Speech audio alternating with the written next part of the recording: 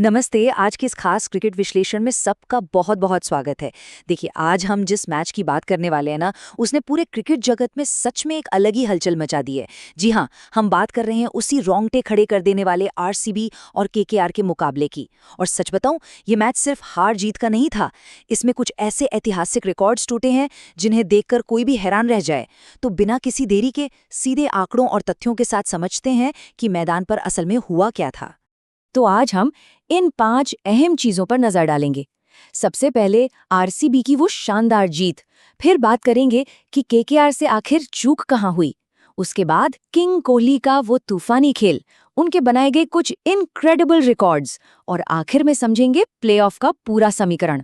तो चलिए सबसे पहले बात करते हैं सेक्शन 1 की, आरसीबी की शानदार जीत यानी रिक्लेमिंग द थ्रोन। 192 रन्स। टी20 क्रिकेट में ये स्कोर हमेशा एक बहुत बड़ा चैलेंज माना जाता है। और सोचिए, ये चैलेंज तब और भी मुश्किल हो जाता है जब सामने वाली टीम लगातार 4 मैच जीतकर एकदम गजब के फॉर्म में हो। लेकिन भाई, इस बार तो आरसीबी के इरादे कुछ और ही थे। हुआ यूं कि आरसीबी ने इस 192 रनों के पहाड़ जैसे लक्ष्य को सिर्फ 19.1 ओवर में ही चेस कर लिया। पूरे 5 गेंदें बाकी रहते हुए 6 विकेट से एक धमाकेदार जीत दर्ज की। और इस जीत का सबसे बड़ा फायदा क्या हुआ?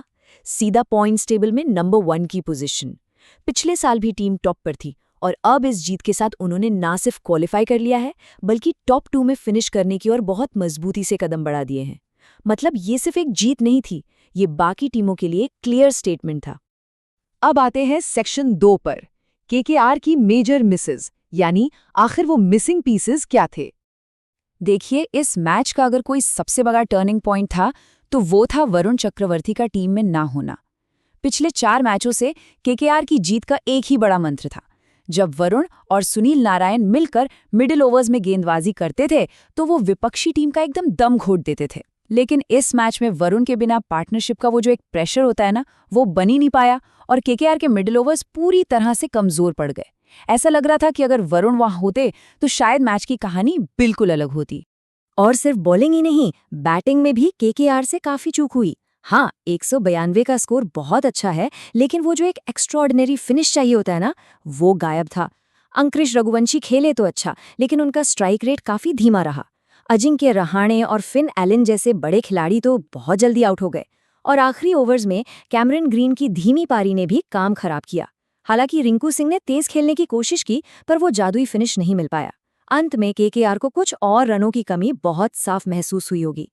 अब जरा इस दिलचस्प आंकड़े पर गौर करते हैं। विराट कोहली का कैच छोड़ना ना किसी भी टीम के लिए एक बुरे सपने से कम नहीं है। सीएसके के खिलाफ 0 पर कैच छूटा तो उन्होंने 28 रन बनाए। एलएसजी के खिलाफ फिर 0 पे छूटा तो 48 रन बना दिए। जीटी के खिलाफ फिर से 0 पर जीवनदान मिला और उन्होंने 81 रन जड़ दिए। और इस मैच में पॉवेल ने जब 21 रन पर उनका कैच ड्रॉप किया तो नतीजा क्या निकला? सीधे 105 रन का ऐतिहासिक शतक। ये आंकड़ा चीख चीख कर बता रहा है कि किंग कोहली को मैदान पर जीवनदान देना कितना भारी पड़ सकता है। चलिए अब बढ़ते हैं अपने सेक्शन 3 की तरफ, किंग कोहली का तूफान, द लोन एंकर। चीते की चाल, बाज की नजर और विराट कोहली पर कभी डाउट नहीं करने का। सच में पिछले 2 मैचों में विराट थोड़ा फ्लॉप किया हुए, कुछ लोगों ने उन पर डाउट करना शुरू कर दिया था, लेकिन उन्होंने फिर से ये साबित कर दिया कि वो प्रेशर में अपना बेस्ट वर्जन लेकर आते हैं। जैसे ही कोई उन पर शक करता है, वो अपने बल्ले से सबको हैरान कर देते हैं। जरा सोचिए, सिर्फ 60 गेंदों में 105 रन, और वो भी 175 के एकदम जबरदस्त स्ट्राइक रेट के साथ। पावर प्ले से लेकर आखिरी ओवरों तक उन्होंने गेंदबाजों की जो क्लास लगाई है, वो देखने लायक थी। चाहे वो वैभव अरोड़ा हों, अनुकूल रॉय हों या फिर कैमरन ग्रीन, सबकी गेंदों पर खूब बाउंड्रीज आईं। यूं ही थोड़े ना उन्हें चेज मास्टर कहा जाता है।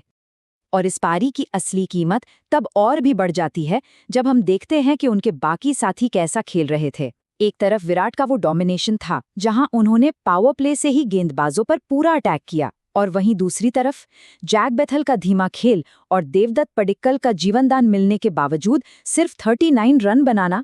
पाटीदार और टिम डेविड भी पूरी तरह आउट ऑफ फॉर्म दिखे, लेकिन इन सब के बावजूद विराट ने पूरी टीम का भार अकेले अपने कंधों पर उठाया और टीम को जीत की मंजिल तक पहुंचाकर ही दम लिया।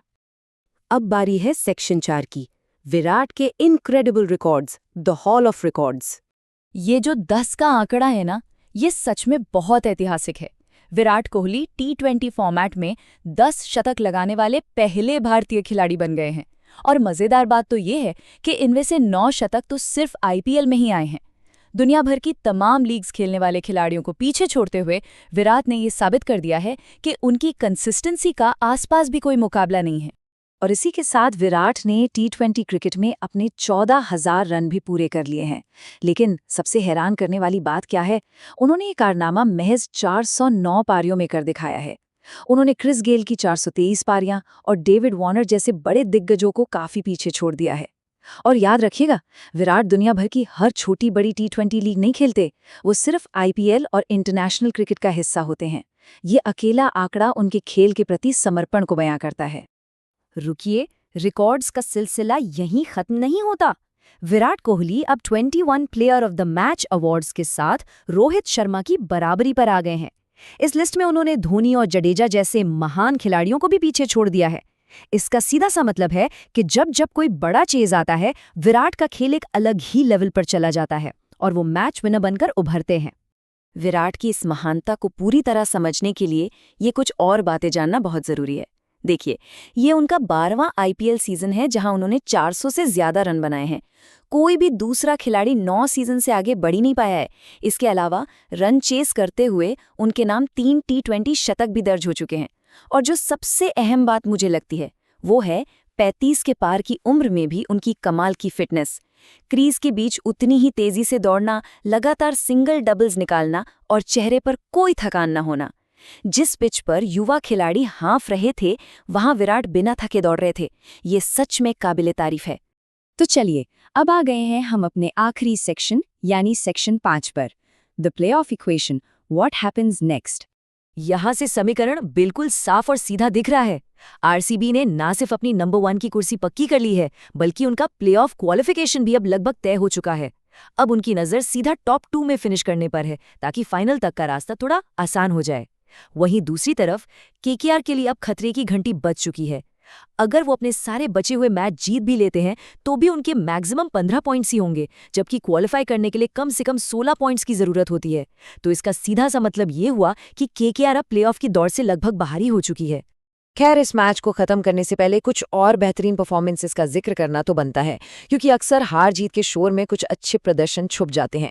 भुवनेश्वर कुमार ने हमेशा की तरह अपनी शानदार गेंदबाजी का नजारा दिखाया और 4 ओवर में सिर्फ 34 रन देकर 1 विकेट लिया। वो लगातार टीम के लिए एक बहुत बड़ा एसेट साबित हो रहे हैं। और KKR के लिए भले ही दिन अच्छा ना रहा हो, लेकिन एक अच्छी खबर ये रही कि उन्हें कार्तिक त्यागी के रूप में एक बहुत ही जबरदस्त टैलेंट मिला है। त्यागी ने अपने 4 ओवर में सिर्फ 32 रन दिए और 3 बेहद अहम विकेट चटकाए। तो कुल मिलाकर देखा जाए तो RCB की इस शानदार वापसी और विराट कोहली के इस बेमिसाल फॉर्म ने पूरे टूर्नामेंट का रोमांच 2 गुना कर दिया है। अब एक बहुत बड़ा सवाल जो सबके जहन में घूम रहा है, क्या RCB इस बार सच में उस लंबे इंतजार को खत्म करके ट्रॉफी की तरफ बढ़ रही है? क्या लगता है आपको? खैर, इस सवाल का जवाब तो आने वाला वक्त ही बताएगा। आज के इस डीप डाइव में बस इतना ही। हमारे साथ इस विश्लेषण में जुड़ने के लिए बहुत बहुत शुक्रिया। मिलते हैं बहुत जल्द एक नए मैच के एनालिसिस के साथ।